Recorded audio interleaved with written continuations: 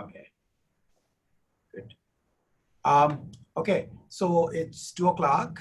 And since everybody's here, let's get started. So the first order of business is that we have to make like a procedural thing about, so this particular exam has really 2 parts. One is the comprehensive, for which you already sent questions, and Anagha sent her answers. And then there is the proposal presentation. In general, we have the flexibility of having the proposal be presented and the questions about comprehensive as well as the proposal be done at the end. If anybody would like to have the comprehensive questions be done first, we will do that. Anybody has any strong preferences? Hello? I'm fine with doing all the questions at the end. Okay, good. I'm fine with that too. Okay, so then that's what we'll go ahead and have Anagha present her proposal, and then at the, you can ask her, you can stop her in the middle, committee especially can stop her in the middle if you have any questions that you want clarification from her. And then at the end of the presentation, there will be like a public Q&A, that includes both the committee and people who are on the Zoom visiting right now. And then after that, it will just be like a private session with the committee and Anagha, when you can have more questions, including those on the comprehensive. And then after that, Anagha would be asked to get out of the Zoom for a bit, and then we discuss, and then we will sort of decide the pass-fail thing. Okay, so that's the procedure that we follow at ASU. So without further ado, I'll go ahead and give the mic to Anagha, who is going to present her PhD proposal on synthesis of interpretable and obfuscatory behaviors in human-aware AI systems. Go ahead, Anagha. Okay. Thank you, Rao. Hello, everyone. Welcome to my PhD proposal defense. I'm Anagha Kulkarni, and my thesis topic is synthesis of interpretable and obfuscatory behaviors in human-aware AI systems. My committee consists of Dr. Subbarao Kambampati, who is also the chair, Dr. Ajay Kumar, Dr. David E. Smith, Dr. Siddharth Srivastava, and Dr. Yu Zhang. So AI has become a part and parcel of our day-to-day lives, so much so that we have our day-to-day activities depending on these AI-fueled platforms. From an AI assistant in your living room, to a smart toothbrush in your bathroom, to a smart fridge in your kitchen, to a smart car in your garage. But not all of these AI platforms are human-aware. That is, not all of these platforms take the human's mental model into account and work with or interact with human. So consider a scenario where you have an autonomous car. An autonomous car that expects the human to be ready to take over the wheel in just few seconds without taking into account the human's response time to the situation is not really human aware. And this is what Rao pointed out when Tesla, after its one-too-many accidents, had this problem. So in order to, for these for these AI systems to behave correctly and to behave in a safe way, they have to be human aware. And that is what my thesis focuses on. So now let's look at some of the applications that will benefit from human aware AI. For starters, we can look at commercial settings like factory floors, warehouses, restaurants, where the humans and robots act as co-workers. Then we can also look at disaster response scenarios where it might be hard for the human to actually go and investigate the disaster area due to safety concerns. And there the human and robot can again collaborate. Then we have decision support systems where, for example, the AI system can provide assistance to pilots or to doctors during surgery. But not all human-aware AI application domains involve cooperative entities. There are some domains that also involve adversarial entities. For example, you can think of a military planning scenario where there's an enemy who wants to track the troop movements and discover some sensitive information. In such cases, the AI system has to be able to hide sensitive information from falling into hands of an adversarial entity. There's another scenario. This is a more common scenario. Since surveillance has become more and more common, there's something called Bluetooth beacons that is being used by department stores and grocery stores. These things take into account the fact that if a human is interested in a product, the human will stand in front of that product for some time. And then these Bluetooth beacons can then ping the human's mobile and send targeted ads without respecting the human's privacy. Therefore, we need to have safeguards in place where the AI system can prevent sensitive information from falling into hands of the adversary without the human's consent.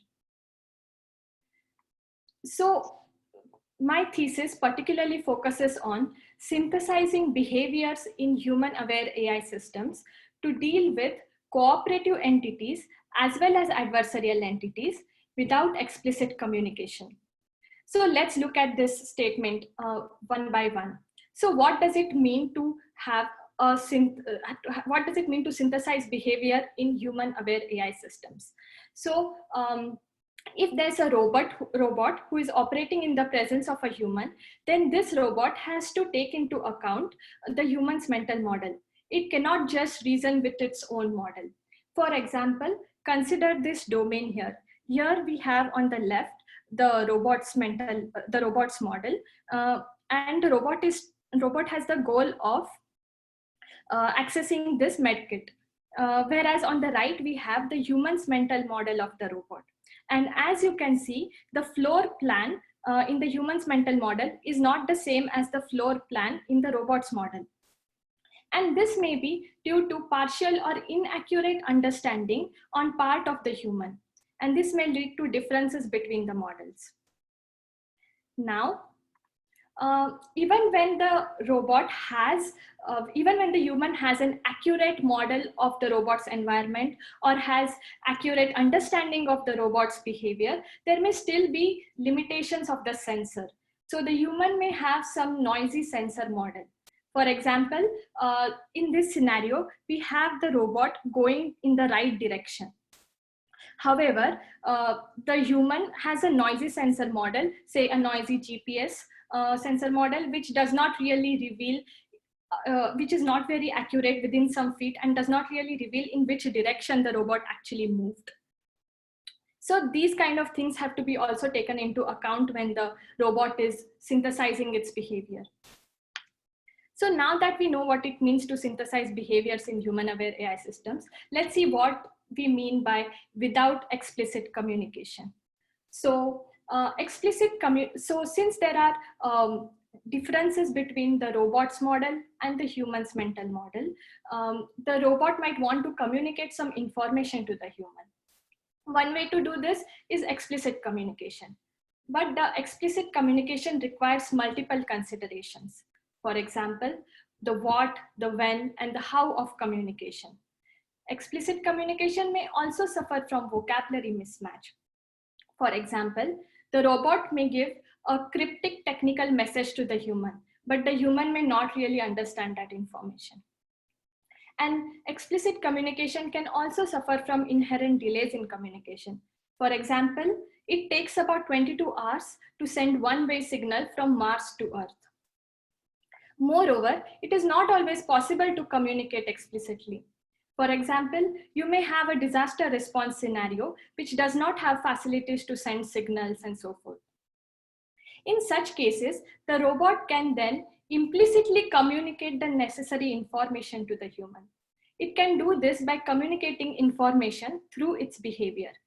So when it is communicating information to the user, it depends on what kind of entities are present in the environment. For example, on the left, we have a cooperative scenario where there's a cooperative observer in the loop. And this observer does not know which of these two goals are the true goals of the robot. So what the robot can do is it can act in a way that reveals that goal. By taking this right direction here, the robot is signaling to the human that it is going for the right side medkit. Similarly, if there are adversarial entities in the environment, the robot has to produce a behavior that hides sensitive information from falling into the hands of that observer. For example, here, again, the observer does not know which of the two medkits is the robot actually going for. And what the robot can do is it can take this middle path here, which does not really reveal any preference to either of the two medkits, thus making the goal obfuscated until the very end. So now we can also do something more for the cooperative situations. What we can do is we can induce collaborative behaviors when the human has a specific goal to achieve. So the human may have limited computational capabilities, and the human may have imperfect information about the environment. In such cases, the robot can guide the human towards collaborative behavior through implicit communication by only giving information that is necessary for the human.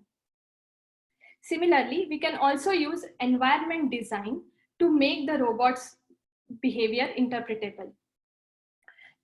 Let's see with an example what I mean by this. So here we have a scenario where the robot is trying to access this package here. And there are two ways to reach to the package. One is via going through this passage, and another involves taking this roundabout path. However, as you can notice, there's this different tile here. This tile has some sort of reflective surface which interferes with the robot's sensors. And therefore, the robot might prefer to just use this roundabout path. Now, to a human who is not aware of this difference may assume that the robot should actually behave in a way where it traverses through this passage. Now, if we modify the environment such that by placing these barricades now here, in this here, we can show to the human that it is not possible for the robot to pass through that passage. And therefore, robot's roundabout path now becomes explicable to the human in the loop. So now that we have seen all of the behaviors, I'll summarize, I'll point out what are the things that I'll be covering in the next slides. So essentially my thesis looks at interpretable behavior and obfuscatory behavior. Interpretable behavior for the cooperative entities in the environment, and obfuscatory behavior for the adversarial entities in the environment. So in interpretable behavior, we have explicable behavior. So this explicable behavior allows the robot to conform to the human's expectations of the plan. And then we have legible behavior and predictable behavior. These behaviors allow the robot to communicate some important information to the human. For example, in terms of their actions or in terms of the goals. Then we have goal obfuscatory behaviors. Here, these behaviors help the robot in hiding sensitive information, may it be the goals, may it be the actions from the adversarial observer. After this, we'll look at a situation where there may be a cooperative observer as well as an adversarial observer. In this case, the robot may have to simultaneously obfuscate as well as be legible. Then we will look at a scenario of design, how we can use environment design to boost the explicability in the environment. And then we will talk about collaborative behavior, which is the proposed work. And I'll be talking a bit about this. So this is what the agenda looks like. And now let's look into explicable behavior. In explicable behavior, the human's mental model of the robot and the robot's model may not be the same. The robot's behavior will then be inexplicable to the human when the plans don't align with the human's mental model. For example, here we have a scenario where the robot is trying to again access a medkit. And the human's mental model has a very different floor plan. And the robot's optimal plan here does not really, it is not really feasible in the human's mental model. Therefore, is inexplicable to the human in the loop. Now the robot can actually take the human's mental model into account and then generate a behavior that makes sense to the human, thus conforms to the human's expectations. In this setting, we will look at two types of approaches. One is a model-based explicable planning, and the other is model-free. So in the model-based approach, we assume that the approximate human mental model is available to the robot. In many domains like factory settings or warehouses, there is generally a clear expectation of how a task should be performed by a robot. In these domains, the users in the domains can be queried. They can be surveyed to see what is their expectation of how the robot performs the task. And then we can have an approximate understanding of the human mental model. However, the robot plan, we cannot directly use this approximate human mental model directly to get explicable plans, because this model may result in infeasible or prohibitively expensive plans for the robot. So this model at most can be used as a guide to compute explicable plans. So what do we mean by explicable plans? A explicable plan is essentially a valid robot plan that is closest to the expected plan in the human's mental model. So this essentially involves minimizing the distance with respect to the robot's plan as well as the human's expected plan. So essentially, the explicable planning problem consists of a robot model, a human mental model of the robot model, and this distance function. So let's see what we mean by this distance function. Let's look at an example for this. Here we have an autonomous car domain, and we have three plans. In the first plan, the robot shows a left indicator and moves to the left lane. In the second plan, the car gauges the traffic flow and then moves to the left lane. In the third plan, the car shows a right indicator and then moves to the left lane. Now, as you can see, they have different levels of explicability. There's only one action difference between all three plans, but plan 1 is completely explicable and plan 3 is completely inexplicable, whereas plan 2 is sort of okay. Now, what this says is there is no simple distance that can be used to model this distance between the robot's plans and the expected plans. Simple distances like action distance or just edit distance may not be enough to model them by themselves. So what we want to do here is we want to learn an approximation of this distance function using a combination of plan distances. And how do we do that?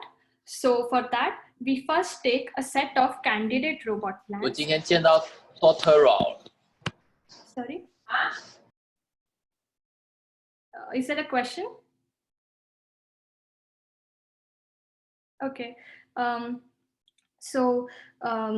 What I was saying is, how do we do explicable planning in model-based scenario? So first we take a set of candidate robot plans, and then we also take a set of expected plans in the human's mental model, and we compute the action distance, causal link distance, state sequence distance between these plans.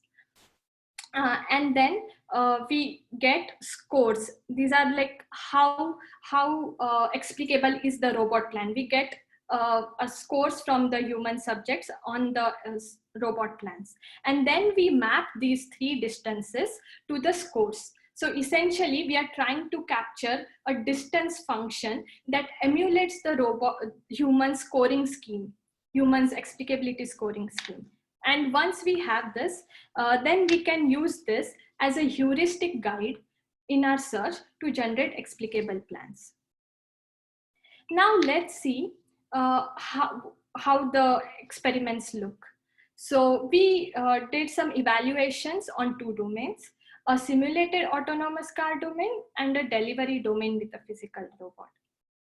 So on the left here are the explicability scores, and on the right here are the plan costs. So when we did studies with test subjects, we found that the explicable plans generated by our planner had higher explicability score than the optimal plans for both the domains. And as you can see here, some of the plans here have the same cost for optimal plans as well as explicable plans, while some here are expensive than the optimal plans. And therefore, if the planner is not sensitive to explicability, then just an optimal planner cannot really find these explicable plans. So now let's look at the model-free explicable planning. I was a part of this work. And in this work, we don't really need a human mental model. We assume that a human mental model is not known upfront. And explicable plan, as I said before, involves not only minimizing the cost of the robot's plan, but also minimizing the distance between the robot plan and the human's expected plan. However, in this work, we don't have access to such a distance function. So what we instead do is we decompose this distance function into a labeling scheme that takes certain task labels as input. And then when you are given a plan, you can ask the test subjects whether each action in a plan can be associated to one of the task labels. So basically, can each action contribute to certain task? If an action cannot be contributed to any task, then we say that the action is inexplicable action. And essentially here, we learn the patterns of explicable sequences. We do this using conditional random fields, and then we can use the model to guide the search to generate explicable plans. Now let's see a demo of how this works. On the left, you have a robot whose goal is to build a tower of height 3. There are 2 blocks on the right and there's 1 block on the left. You would assume that the robot would take the block on the left and put it on the blocks on the right, but the robot does the opposite thing. It takes the blocks on the right one by one and puts them on top. This is because the robot does not, because the block at the bottom is a heavy block, and the robot's optimal plan involves just taking the lighter blocks and putting them on top of the heavier block. But after running the explicable planner, as you can see, the robot takes the heavier block and puts it on top of the other 2 blocks, thereby generating explicable plan.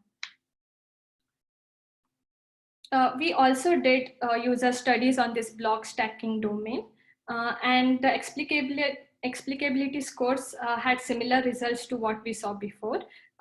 Here again, the explicability scores for explicable plans was higher than that for the optimal plans. So now that we have seen explicable planning, let's look at what we mean by legible and predictable behavior. So essentially, given a robot with multiple capabilities, there may be multiple different tasks that the robot can do in the environment. Then the human may not really know what task the robot is doing. So in these cases, the robot can actually synthesize a behavior that implicitly communicates necessary information to the human. Legible behavior allows the robot to communicate its goal to the human. And predictable behavior allows the robot to communicate its actions to the human. So first, let's look at the general setting. Here we have an actor who is the robot and an observer who is our human. And the robot can perform deterministic actions and has full observability of its activities, whereas the observer has partial observability of the actor's activities and receives observations through its sensor model. Let's look at what this means. So we have again a robot who is trying to access the medkit here on the left, and on the right we have a human who has the correct understanding of the robot's floor plan, that is the robot's environment and robot's capabilities, but has a noisy sensor model like the noisy GPS sensor, and therefore does not know in which direction the robot actually moved. So essentially, what the robot can then do is it can account for the limitations of the observer's sensor model and generate observations that put the observer in a desired belief state. We call this framework COP, that is Controlled Observability Planning Problem. Now that we know this COP framework, we can define goal legibility with respect to this COP framework. The robot has a set of candidate goals inclusive of its true goal, but the human does not know which of these candidate goals is the robot's true goal. Then in this setup, what the robot can do is it can limit the possible goals in the observer's belief. Say it limits the goals to at most J goals. Then the behavior is called J legible goals, because in this behavior only J goals are possible. Let's look at an example. Here we have a robot who has two tasks. One is surveying the room and another is treating one of the victims. Now the human wants to know which victim will be treated by the robot. But now let's look at this plan here. Here the robot first goes and surveys the room, and then it performs the treating action on the victims. However, at this point, both the victims are at equidistant location from the robot. And for a human who has a noisy sensor model, who only knows whether the robot moved or not, but does not know how many, in what direction has the robot moved. For such an observer, it is not clear which of the victims was treated by the robot. Now let's look at another plan here. Here, the robot first treats the victim. So both these victims are at different distances from the robot. So when the robot first treats the victim, it is clear to the human which victim was treated, and then it can go and perform the surveying action. So by taking into account the observer's limitations, sensor model limitations, the robot has made its behavior legible to the human. So since this goal legibility is part of the COP framework, we will see how we can solve this COP framework.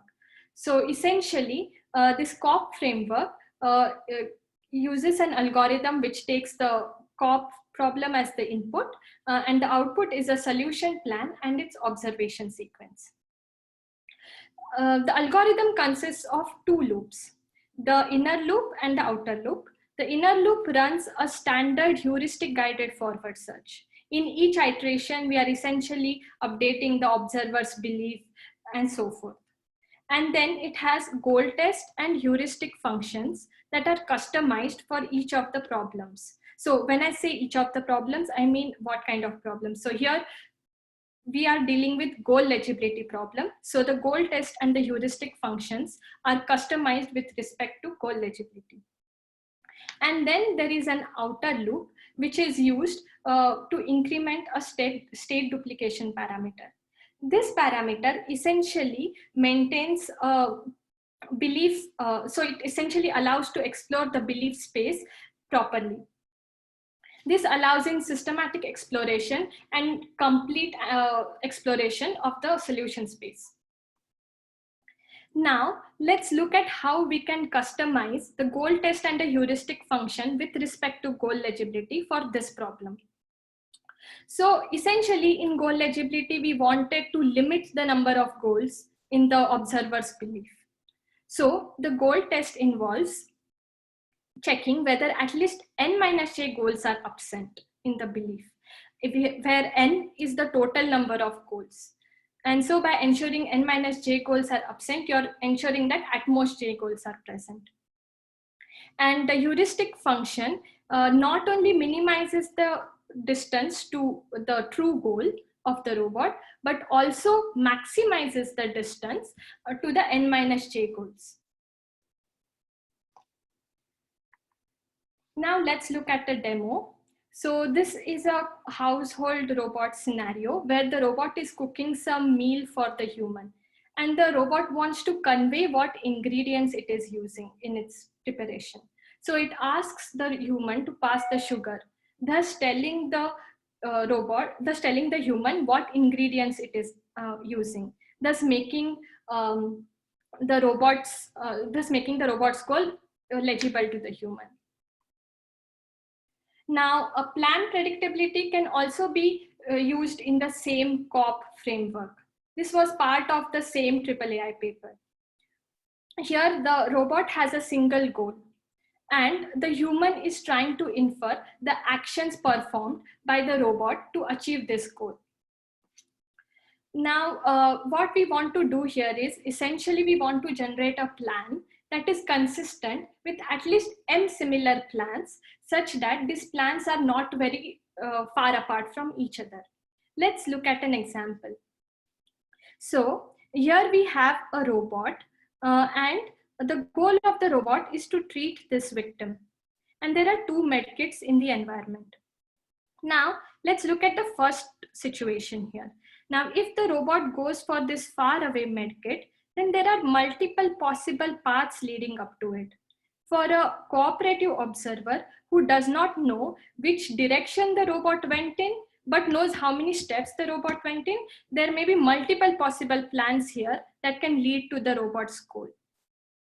However, if the robot uses this plan, where it uses this medkit, there are only 2 possible plans that lead the robot to pick the medkit and go to its goal. Thus, what we are doing here is we are reducing the number of possibilities in the plans, thus allowing the human to guess the actions of the robot correctly. So that is what plan predictability does. So now let's see how we can solve plan predictability. Essentially, we are using the same COP solution, the same algorithm that we saw before. And then in this algorithm, we are customizing the goal test and heuristic function with respect to the plan predictability. In the goal test, we ensure at least m plans are reaching the goal. And in the heuristic function, we not only minimize the score, the cost to the goal, but we also minimize the maximum distance between the pairs of plans that are consistent with the observation sequence. Because we want a set of plans that are similar looking to each other. Now that we have seen legible and predictable behavior, let's move on to obfuscatory behaviors. So in obfuscatory scenario behavior, we assume that there is an adversarial entity in the environment who is interested in gaining some sensitive information from the robot's actions or goals. And therefore, the AI system has to minimize leakage about its internal information. In this scenario, in this setup, we can look at 3 different behaviors. One is goal obfuscatory behavior, then robust goal obfuscatory behavior, and then plan obfuscatory behavior. In the goal obfuscatory behavior, the robot hides the its goal from the adversary. In robust goal obfuscatory behavior, it is hiding the goal even when the adversary has access to an algorithm or can run the algorithm multiple times with different inputs. And in plan obfuscatory behavior, this case is essentially the opposite of plan predictability behavior. Here, the robot is trying to hide its actions from the adversary, even when the adversary knows the true goal of the robot. Now, let's look at goal obfuscation. This is again part of the same COP framework. And here the robot has a set of candidate goals and the human is not aware of the robot's true goal. So essentially what the robot can do is it can increase the observer's uncertainty over the robot's true goal. So this can be done by ensuring at least K goals are possible in the observer's belief. And we call this behavior K-ambiguous. Now let's look at the example here. Here we have a scenario where the robot has to again pick one of the medkits, and this is the true goal of the robot, which is not known to the adversary. Now the robot can, instead of going taking the shortest route to the medkit, the robot can take this path here, which allows the robot to obfuscate its goal with one another goal. Now, after seeing this motion where the robot moves 4 times, it is not clear to the human which of the goals was achieved by the robot. Now let's see how we can solve goal obfuscation. So essentially, again, it's part of the same COP framework. So we use the same algorithm and customize goal test and heuristic function. The goal test here ensures that at least K goals are present in the final belief of the observer. And the heuristic function not only minimizes the cost to the goal, but also minimizes cost to K-1 other goals. Now that we have seen goal obfuscation, let's see a demo. So here we have a scenario, a factory scenario where the robot and human are co-workers. And let's say this is like a Coca-Cola factory or something where the robot doesn't want the human co-worker to know the recipe. And therefore, the robot distracts the human. And when the human is distracted, it adds the ingredients, thus making the ingredients obfuscated from the agent, from the human. Now, let's look at robust goal obfuscation. Basically, how we can make this goal obfuscation process robust, even when the adversary has access to the algorithm and also can run this algorithm multiple times with different inputs. Let's see what that means. So here again, we have a scenario where the robot has 3 possible candidate goals. And let's say this is the robot's true goal.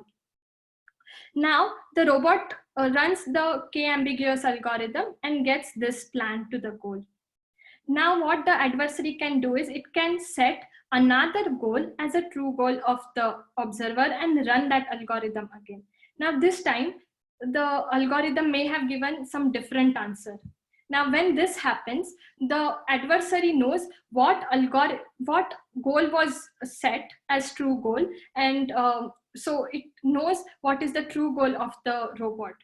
Basically, this gives more information to the adversary when the adversary runs multiple runs. However, we can make this robust. What we can do is we can essentially take a set of K goals inclusive of the robot's true goal and then set one of the goals randomly as the true goal. Let's call this decoy true goal.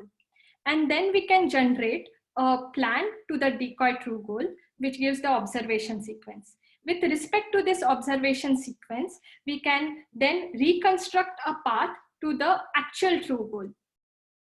And when we do this, the adversary can run the algorithm multiple times and can understand what goal was used to run it with. But that is just a random true goal and not really the real true goal. So there is no extra information revealed to the adversary even after running multiple runs. So that is robust goal obfuscation. So now let's look at plan obfuscation. Here we are trying to obfuscate the actions done by the robot towards the goal. Here the goal is known to the human, to the adversary, but it's not known what actions the robot would take towards its goal. So the idea here is to essentially generate an L-diverse plan.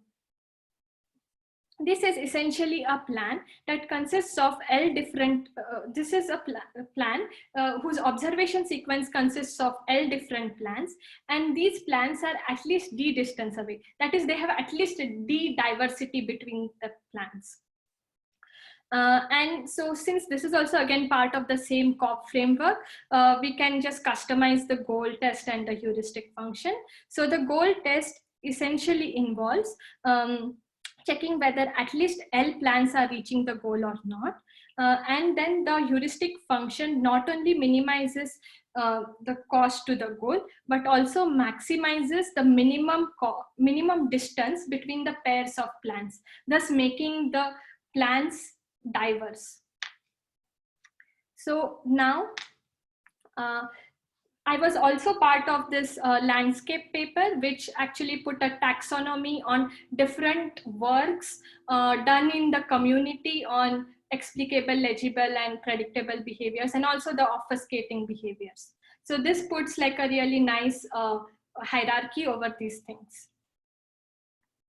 So now that we have seen the legible, predictable, obfuscatory behaviors, let's look at what happens when there are multiple observers in the environment. Here, we are assuming that there's a cooperative observer as well as there's an adversarial observer.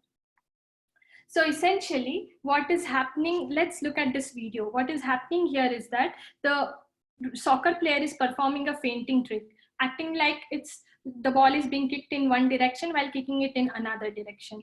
So essentially, this is what the agent needs to do. It needs to be capable of signaling its allies while head faking enemies simultaneously. We call this framework Mixed Observer Controlled Observability Planning Problem, MOCOP for short. This framework essentially balances goal obfuscation to adversarial entities and goal legibility to cooperative entities. Here we have three agents: the actor, the cooperative observer, and the adversarial observer. As before, the actor can perform deterministic actions and has full observability, but the observers have partial observability of the actor's actions. And these observers have different sensor models. The actor, who is aware of the perception limitations of these observers, as well as the differences between these sensor models, can leverage the differences in their sensor models to convey some information to C, while simultaneously obfuscating important information from X. Let's look at an example to understand the COP problem. So here we have a truck who is our actor, and this truck is delivering 2 packages to the delivery area. There are 2 factories with 2 packages each. And we have 2 observers. Observer C, who is the cooperative observer, and observer X, who is the adversarial observer. Observer C has some additional information. The observer C can differentiate between observations from factory A and those from factory B. So essentially you can think of it as the observer C has some prior communication with the actor and has access to some database that allows that observer to identify the labels belong to factory A, or labels on the packages belong to factory A, or they belong to factory B. Versus an observer X, who is the adversarial observer here, may not have had any prior communication, and therefore all the packages look the same to the observer X. Now let's look at a plan here. We have observer C, we have a plan here where the robot picks a package from A and factory A and 1 package from factory B. Now this results in 4 different combinations of goals in observer C's belief. That is 1 package from here, from here, from here, and then from here. Then again the green package and 1 from here, and 1 more green and this green. So essentially 4 different combinations that satisfy this observations.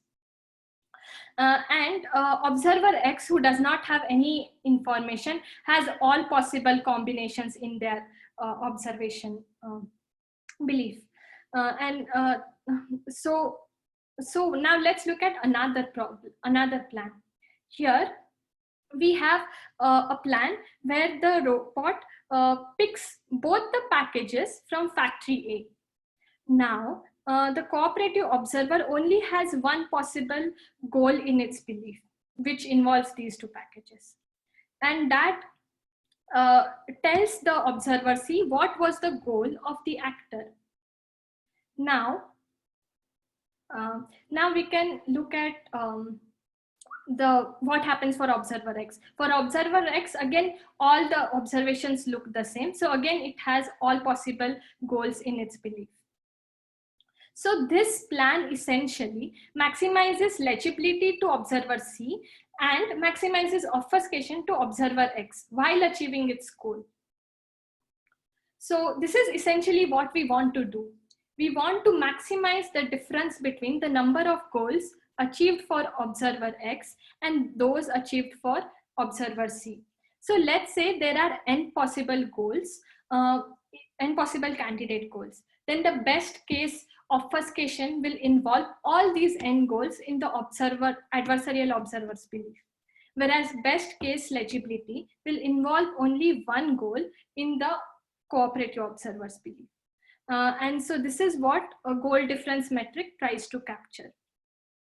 So now let's see the two plans and what is their goal difference score. So the first plan that we saw has a score of 0.4, whereas the second plan that we saw has a goal difference score of 1. And that is what we want. We essentially want plans that have good goal difference score. So we tried two solution approaches here. One was using IP encoding, and the another was using search algorithm. The IP encoding solves the problem as a constraint optimization problem, and it uses this this GD score as the objective function. The details of this IP encoding are in the paper. The search algorithm builds on the algorithm that we saw before for COP framework. It essentially just accommodates the two observers now simultaneously.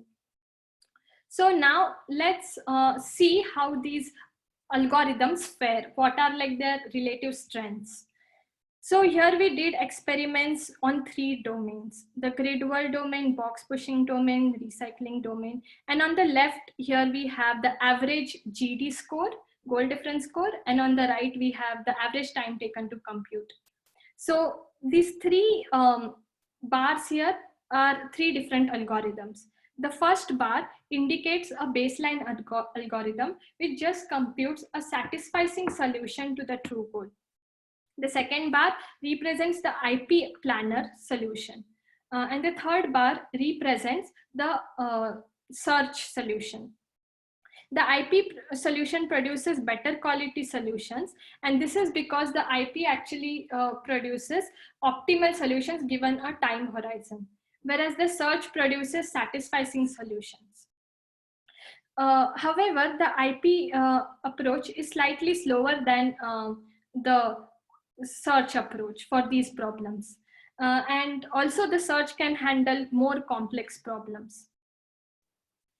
So now that we have seen what happens when there are multiple observers, let's look at the environment design problem for interpretability. So essentially, the environment in which the robot is operating may not always be conducive to explicable behavior. The explicable behavior may not seem very intuitive to the humans in the loop. But if we have structured settings like warehouses, factories, it might be feasible to design the environment to boost explicability of the robot. However, environment design has its own limitations. The design modifications done in the environment are permanent, and these design modifications could be quite expensive to do. So here in this paper, we explore the trade-off between one-time design changes and the repetitive penalties borne by the robot to achieve explicable behavior. Let's look at an example. Here we have a restaurant scenario where the robot has to serve these 2 booths, G1 and G2. And the robot moves between the kitchen and the booths. There are other tables as well, which the robot doesn't serve. However, the robot cannot pass through these tables. The area there is slightly closed, like less for the robot to move. Now, a human observer who may be a customer or a human waiter there does not know this constraint and expects the robot to actually pass through the tables to take an optimal path to the goals, to its booths. However, what we can do is we can push these tables here back here, so that by modifying the environment this way, now we can make the robot's optimal path look explicable to the human in the loop. Now let's see what it means to do environment design, what it involves. Let's first look at a single task. So let's say you just have, the robot just has this one booth that it wants to serve. And it is serving every new customer at this booth only once. In such a scenario, we want an environment configuration where we not only minimize the minimum inexplicability score of the robot in that environment, but we also minimize the design modifications, the effect of design modifications on robot's planned cost. Now, design might not be suitable if there's just one task. What if there are multiple tasks? Let's say there are these two booths now that the robot has to serve. And it is serving these booths only once. It's serving every new customer at this booth only once. Now, what we have to do is we essentially just take an expectation to find an best possible environment configuration. We now take expectation over the minimum possible inexplicability score for each task. We want to minimize basically these three objectives. We want to minimize the cost of design modifications, and we want to minimize the expectation over the planned cost for each task. Now, design might be even more suitable if it's being repeated over the time horizon. So what this means is now the robot is not only serving every new customer just once, but is serving the customer multiple times over a time horizon. Now, this has some implications on explicability. Say the robot behaves inexplicably first time. Now, if you see the robot do the same inexplicable behavior again and again, you may forgive the robot. You may ignore its inexplicability. So this can be captured using a discounted Markov reward process. So the solution then involves minimizing the expectation over the minimum possible explicability score given the tolerance of the human observer, the one-time cost to the design modifications, and the expectation over the planned cost for each task given a time horizon. Yeah, so now let's see how we can solve this. So essentially we can search over valid configurations of the environment.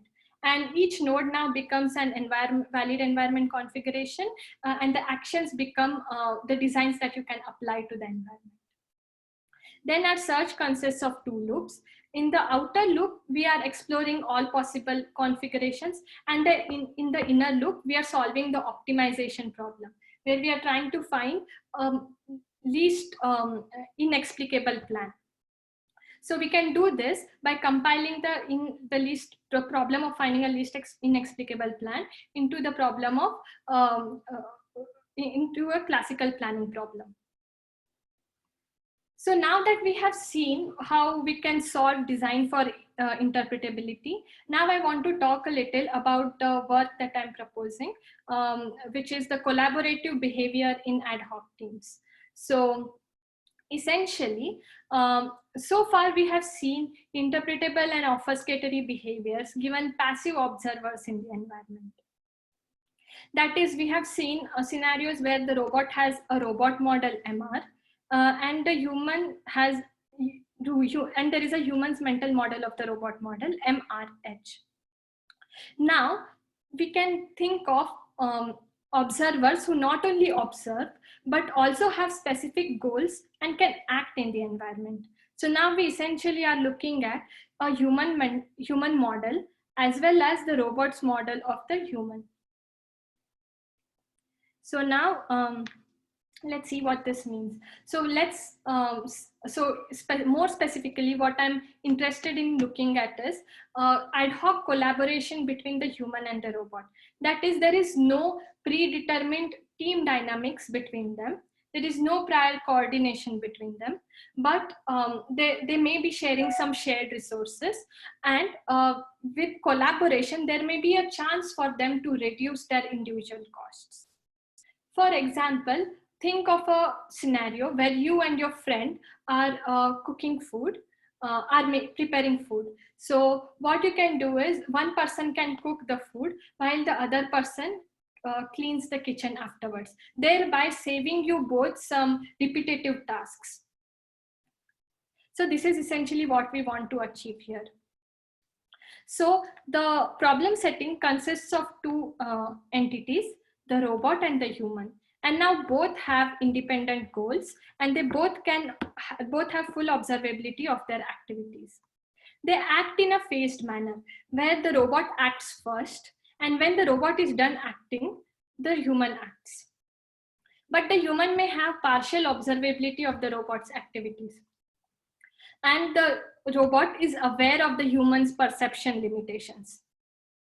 So what the robot does is, it guides the human by giving it necessary information. So basically the robot can come up with a plan that reduces both the humans and its own individual cost by guiding the human and conveying necessary information to complete their tasks in a mutually beneficial way.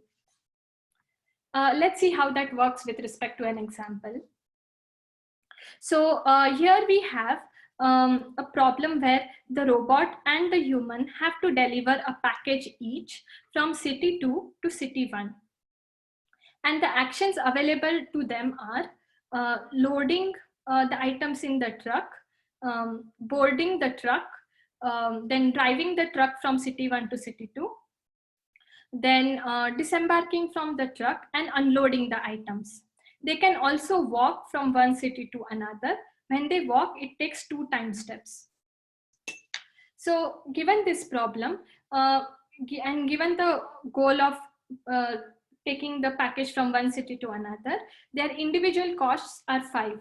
That is, they have to load the package, board the truck, drive the truck, disembark, and unload the package. So the human and the robot can also participate in a joint plan.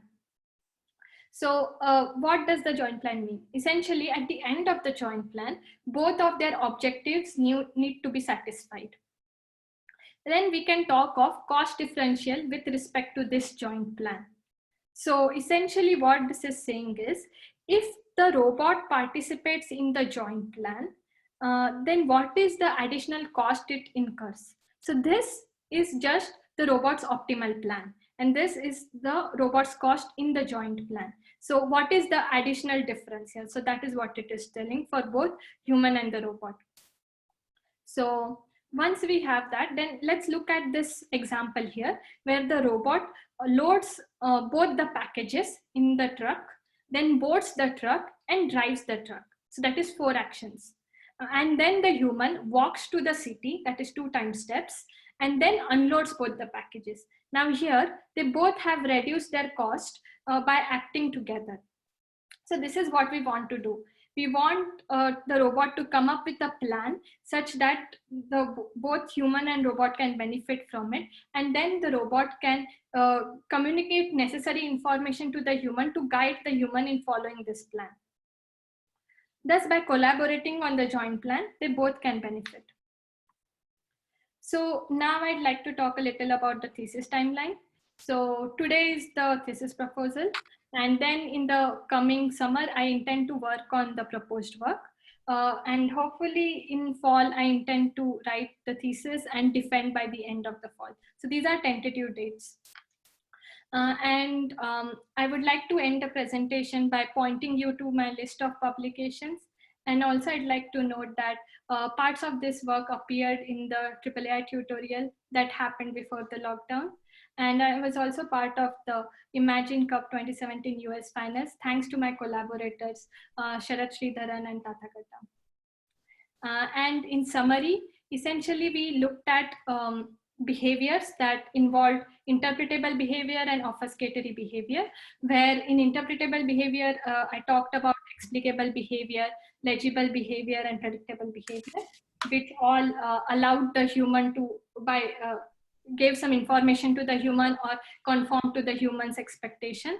And the obfuscatory behavior stopped, hid some information from the adversarial entity, either in the form of goals or in the form of actions.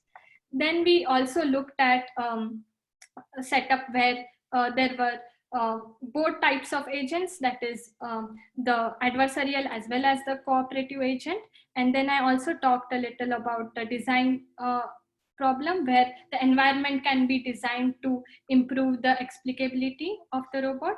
And then I talked a little about the collaborative behavior, which is the proposed work. Thank you. Okay, great. So at this point, we can actually open the floor for questions. Committee members, as well as anybody who has any questions in the audience can ask.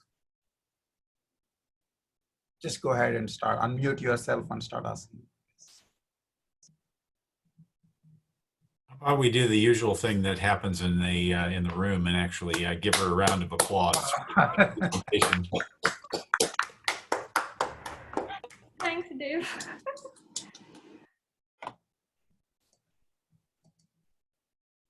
Okay. I'll start with a question, Naga. There are many reasons why we want interpretable behavior in collaborative settings. What are some of the key actionable things interpretable behavior benefits in terms of how an agent acts with a human in the world? So like I said in the first slide, there are domains where the human and robot are acting together, where if there is some accident or some sort of inexplicable behavior, then that can increase the cognitive load on the human. So that's one. And then there is like decision support, where if the robot actually acts with respect to the human's mental model, then it can give effective suggestions to the human in the loop. And then also if there is some sort of a disaster response scenario or something like that, where the human is not really present in the environment, but can understand what the robot is doing in the environment, there if the robot acts explicably, then it can reduce the cognitive load on the human. What about the role of trust? Do you think interpretable behavior has something with the trust between human and AI systems? Right. So there is definitely a connection with trust. As the robot behaves explicably or communicates information, the human can start building trust on the human. The human can start building trust on the robot. And this trust is also associated with the longitudinal aspect of explicability. For example, if the robot performs an inexplicable action first, but it continuously does the same behavior of inexplicable actions, then even then the robot can trust then even then the human can trust the robot to do some inexplicable action. So basically, when there is no surprise, there is more trust. And if there is interpretable behavior, then trust can increase.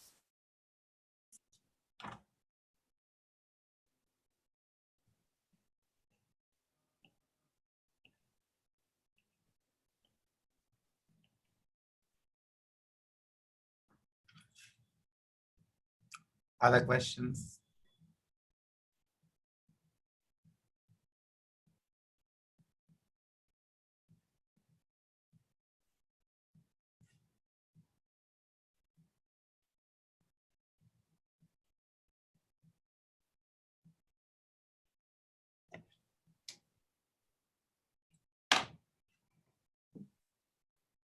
Anyone else have questions for the public session?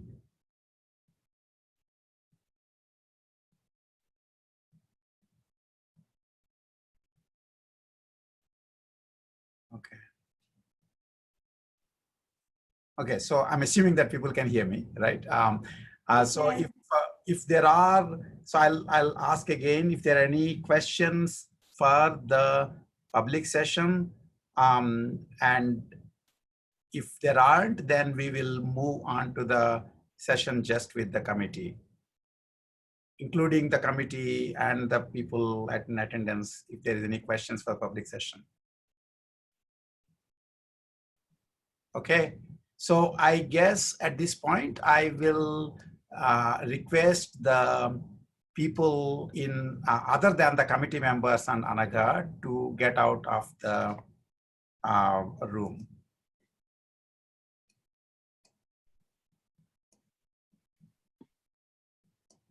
I think I can actually almost, yeah, they're going away almost.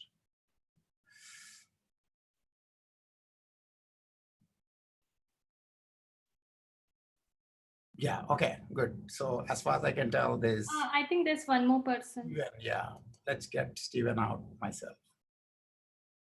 Remove Stephen. Sorry, Stephen. Okay. Okay.